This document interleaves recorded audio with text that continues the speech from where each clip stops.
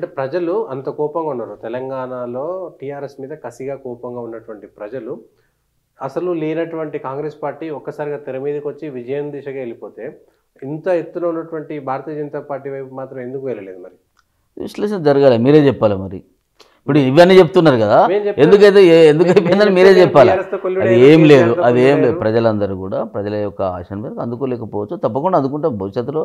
మాకు ఇప్పుడు ఇవాళనే రాత్రి ప్రయత్నం చేస్తున్నాము.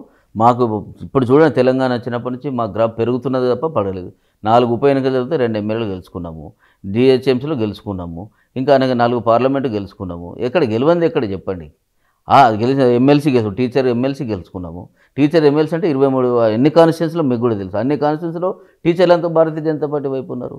ఇక మీరు ఓటమి చెందారు కదా కాబట్టి మొత్తం దేశం ఉన్నంత భారతీయ జనతా పార్టీ తప్పు చేసింది కాబట్టి ప్రజలు చేర్చుకోలేదు. ప్రజలకు ఒక ఆలోచన ఉన్నది. ప్రజల యొక్క ఆలోచన టీఆర్ఎస్ను తప్పకుండా చేయాలను, మా పోరాటం అంతా కూడా టీఆర్ఎస్ను తీసేయాలని అనుకున్నాము. మా ఉద్యమము, మా పోరాటము, మా అన్నీ కూడా కాంగ్రెస్ కలిసి వచ్చినాయి. కాంగ్రెస్ కలిసి వచ్చినా వాళ్ళు అధికారం. మా లక్ష్యం ఏంది? మా లక్ష్యం అయితే నెరవేరింది కదా.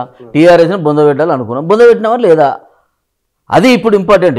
ఏదైతే చేయగలిగినామో అది చేయగలిగినాం. నెక్స్ట్ కాంగ్రెస్ని ఏం చేయాలో చూస్తాం ఇప్పుడు. అదే మా ఆలోచన కూడా అంతా కూడా. అప్పుడు అంతే, కాంగ్రెస్ దించేస్తా అంటే మళ్ళీ బీఆర్ఎస్ వచ్చేస్తుంది. అదేం లేదు, చూడండి మీరు ఒకసారి ఇంకెక్కడిది. ఒక్కసారి ప్రాంతీయ పార్టీ మీరు చూడండి. తెలంగాణ ఉద్యమం మధ్య రాష్ట్రాల విభజన జరిగినప్పుడు జార్ఖండ్కు సంబంధించి, మధ్యప్రదేశ్కు సంబంధించిన, ఛత్తీస్గఢ్ ఎక్కడున్నాడు ఇప్పుడు? శిబుసోరెన్ కనబడుతుండే ఎక్కడైనా? ఎన్నిసార్లు అధికారాన్ని కోల్పోయినారు?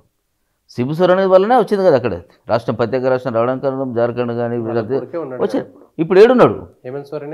ఒకటేసారి అయిన తర్వాత 10-15 ఏళ్ళ గ్యాప్ వచ్చింది. తర్వాత వాళ్ళ తర్వాత వచ్చిన మార్పుల మీద వస్తే రావచ్చు. కానీ శిబుసోరెన్కి సంబంధించి ఆ ఎన్నికలు జరిగిన తర్వాత మరో ఎన్నికలు లేడిగా. ఒక్కసారి ప్రజలు వద్దని అనుకున్నాక, కుటుంబ పాలన వచ్చిన తర్వాత, అహంకార పార్టీ అని వచ్చిన తర్వాత, కేవలం అధికారులతో నడుపుతున్నదని చెప్పినాక ప్రజలు యాక్సెప్ట్ చేయరు. గతంలో కూడా ఇదే. ప్రజలు, తెలంగాణ ప్రజలు ఎంత గౌరవిస్తారో, ఎంత ప్రేమిస్తారో, అట్ ద సేమ్ టైం గుర్రం స్వారీ చేస్తాం మీ మీద కూర్చొని అంటే ఎవరు భరించరు. దాని ఫలితమే ఈరోజు పరిస్థితి.